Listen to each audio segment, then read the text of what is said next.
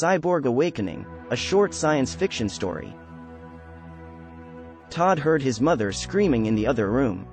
When he ran across, he saw her screaming at a group of armed Wanons. They were all dressed in orange clothing with red stripes, but they didn't have heads like humans did. Instead, a silver pole protruded from their chests where their heads should be. Even worse, there were 3 of them and they were pointing their guns directly at him. He was terrified, but his mother's voice kept him calm. "They are good guys, Todd. Do whatever they say, please." Todd's mother was taken from him. She yelled and shrieked as they dragged her out of the house. Todd attempted to go after her, but one of the Wanons grappled him and tried to pin him down. Todd could surprisingly withstand the intruder's suppression, despite the creature's grip closing around his shoulder.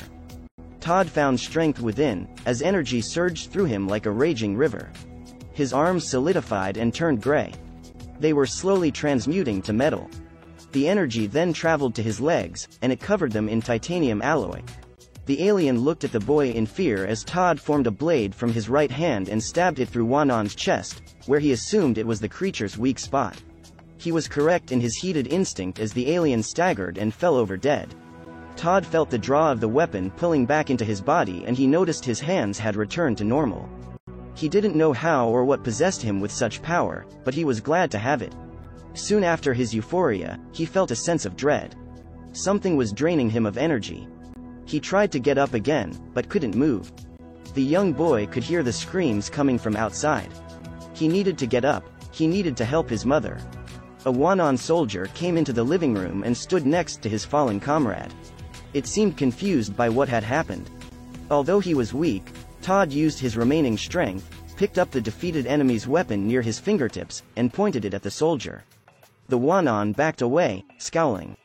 "Your mother is a traitor to the Wazin Triumvirate," it said, its voice bellowing from its chest. Todd ignored their words as if the being was not even there and continued staring out into space in contemplation of his future, wondering how she was betraying anyone when had raised him well despite being a cyborg. After all, they deemed his kind dangerous and unfit to coexist with other beings in the universe. The Wanon continued, "She has been working with your father for years. You're a result of their experiments. They killed you when you were young and turned into this destructive cyborg." Todd remained silent. "These creatures want to stop me because I am different?" he thought to himself. 2 other Wanons entered the room, shocked by what they saw, looking at Todd, and then back at their demised comrade. The first one said, "His power is drained. He doesn't know how to wield it."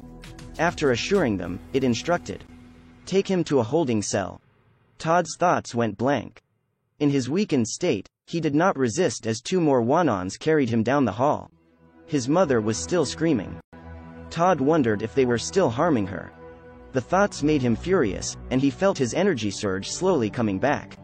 Ironically, with it, he felt the energy draining from his body again, and soon fell into darkness.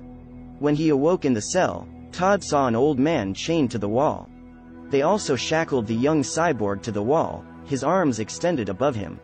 Feeling the wetness on his face and seeing the secretions on the old man's as well, he assumed the Wanon spat on them during his unconscious time here. The place felt like an eternity of blended darkness, its only light source from translucent pans above that appeared to lead to other cells, just like theirs of torment and pain.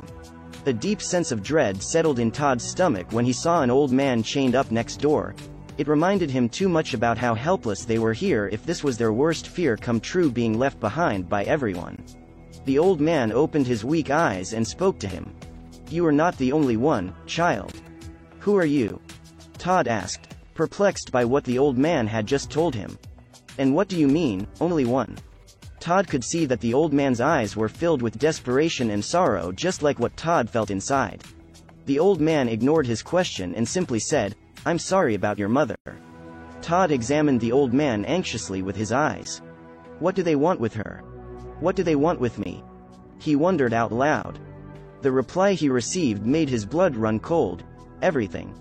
There was a new urgency in his voice as he spoke, and the old man looked up at him intensely, his eyes glowing green. Todd was stunned. The aged prisoner beside him shifted into a metallic state. The young boy watched as the old man morphed into a humanoid robot. It took several minutes until all the parts had finished changing into something completely different. The cyborg's ancient face was lined with wrinkles and creases, like it had peeled the human skin back to show its withered framework. His eyes were dark hollows that gave off an impression of being dead inside as well, but they were still glowing with angered ambition. Do you know what we truly are, boy? We are the enders of worlds. That is why they fear us. His voice sounded otherworldly as he gave Todd this shocking news. Soon, when we are many in this stinking cell, we shall join in power and rule the universe. Our destiny awaits us, boy. This is just phase 1. There are many people, like your mother, who continuously create chaos and destruction. They must not live to see the day we become gods. I hope you understand this. Todd blurted out, that doesn't make sense. My mother has protected me and kept me safe for as long as she could. The old cyborg continued, we must destroy your mother and her friends to protect us from the oncoming doom. Their deaths will make the others realize their lives mean nothing. They will see the error of their ways. They will come to us. They will beg to serve. They will attack and nullify those who defy us. And then, the stars will fall from the sky. The sun will burn. The planets will die. The moons will melt. The entire galaxy will perish. All so that the few may rise to greatness and eternity. That is the plan. For now, we wait. Todd listened to the old man's speech, and he felt his mind being pulled out of his body. He could hear its heavy breathing as it struggled for air in that large room with no windows or doors, only whitewashed stone walls all around them, and then there was blackness. A strange feeling overtook him, not pain exactly, but more like an emptiness which consumed every ounce of energy left within himself, tiredly hanging on to consciousness by a thread so thin one could barely see it. He could hear the blood rushing in his ears and felt himself floating. It all seemed like a dream. Todd felt thoughts of his mother enter his mind. Moments that they shared and years of love. He was not ready for all that to disappear, all because of an old man's ranting. You must let go, boy, the elder cyborg warned. This is not your path. Todd fought the helpless feeling of flight and pushed himself back to reality. I'll never let you destroy her. He felt the power surging through him. This time, he felt more in control of it. I did not awaken your abilities to use it against us, the old man admitted. If you do not submit, you shall be our enemy. Todd didn't listen anymore. The energy reached its peak, and he felt the metal familiarness take over his body as it did earlier in the day. With the newfound strength, he burst through his confines and lit up the entire complex as the energy vibrated through him. The other prisoners who were asleep shielded their eyes from the light. Who could blame them, as it may have been the first time in years they've witnessed such power emitting in the environs of the penitentiary.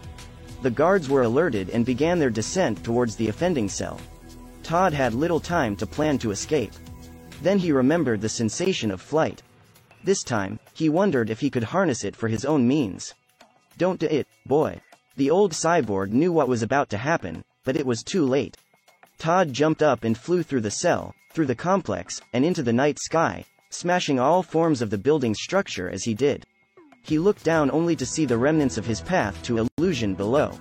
Todd looked up again at the stars and moons above, thinking of the possibilities that now existed in the world he hadn't known before. The world his mother protected him from, but now he had to face it. A few things were now certain to him. He had a focus to rescue his mother, avoid recapture from the Wanons, and be prepared for the plan of his new enemies, the cyborgs who were eagerly awaiting to take over the galaxy and perish all life. For more stories like this, visit my website at mikkelkhan.com. Thank you for your support.